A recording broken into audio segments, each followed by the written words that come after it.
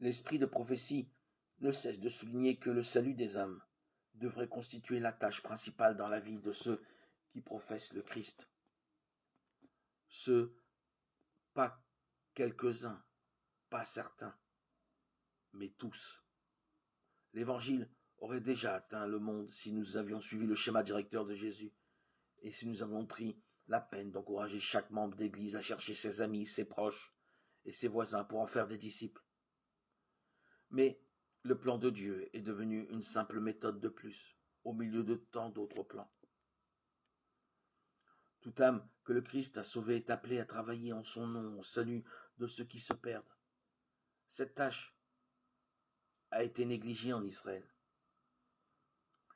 Mais n'est-elle pas aussi délaissée aujourd'hui par ceux qui se déclarent disciples de Jésus-Christ? Prenons le mot négligé.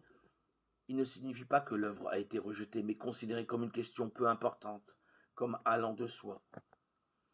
Nous partons du principe que tout va bien, tandis qu'en même temps, nous nous inquiétons de découvrir la toute nouvelle méthode révolutionnaire qui permettra d'accomplir la mission. Peut-être une méthode qui demande peu de temps, peu d'argent ou peu d'efforts, et qui peut multiplier le nombre de membres à une vitesse vertigineuse.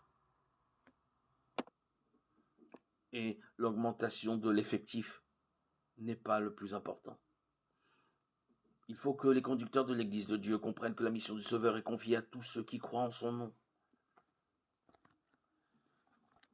Est-ce que nous saisissons ce que Dieu est en train de dire? Avant de choisir quelqu'un pour une position de leadership dans une Église, à quel niveau que ce soit, nous devons nous demander si cette personne comprend que la mission du Sauveur est confiée à tous ceux qui croient en son nom. Ce qui importe vraiment, ce ne sont pas ses compétences administratives, son CV ou sa liste de succès, mais si oui ou non, elle comprend et soutient le plan de Dieu pour son Église. Je ferai de Jérusalem mon allégresse et de mon peuple ma joie, déclare Dieu, par l'intermédiaire de son serviteur Ésaïe. Ésaïe 65, 19. Ces paroles deviendront vraies lorsque ceux qui sont à même de se tenir dans des positions de responsabilité laisseront briller la lumière. Les méthodes de travail du Christ doivent devenir leurs méthodes et ils doivent apprendre à mettre en pratique les enseignements de la parole.